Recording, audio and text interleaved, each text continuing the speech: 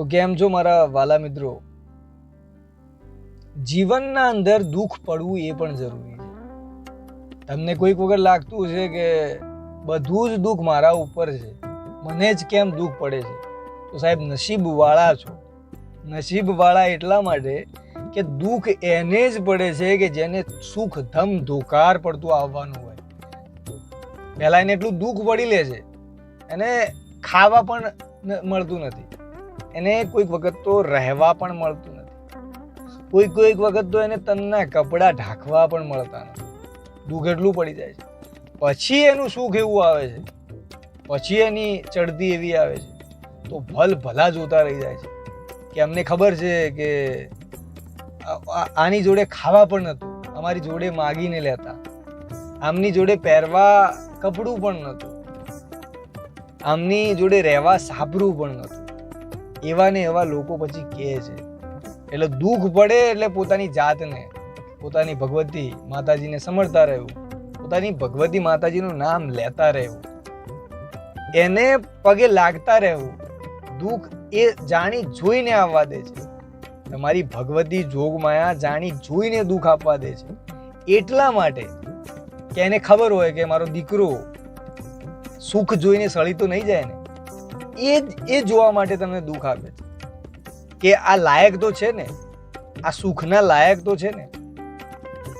માં ભગવતી દુઃખ ના આવવા દે, પણ તમને તપાવીને તમને એ સ્ટેજ સુધી પહોંચવા માટે એ જાણી જોઈને દુઃખને આવવા દે છે.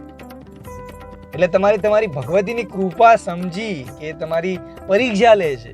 એ ભગવતી તારી જેવી મરજી છે, ભગવતી તારી જેવી કૃપા હશે, બસ મને તું ઉગારી લે છે. પરીક્ષા પણ તારે જ આપવાની છે. આ દુઃખ તે આપ્યું છે તારે, એમાંથી તારે જ ગાંઠવાનું છે. એ ભગવતી, એ જોગમાયા, એ ભગવાન સાંભળી લે છે કાનું કાન. પછી તમને એટલું જ કહે છે કે આ દુઃખ તો હું હવે પી લઈશ, આ દુઃખ તો તારું જતું રહેશે, હવે તારા દુઃખના સમય ગયા, હવે સુખ આવશે, પણ તું સળી ના જતો, તું આ મોહ માયામાં મને ભૂલી ના જતો. સમજાય છે હું શું કહેવા માંગુ છું?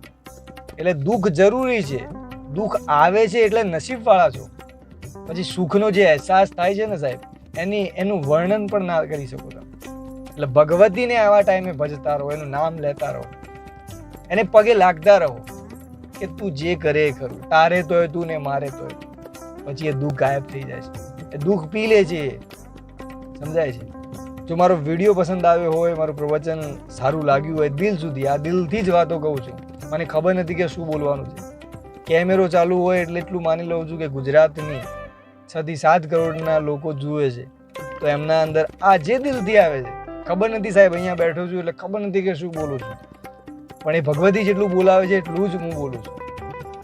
બસ વિડીયો પસંદ આવ્યો તો વિડીયોને લાઈક કરી દેજો અને ચેનલને સબસ્ક્રાઈબ કરી દેજો.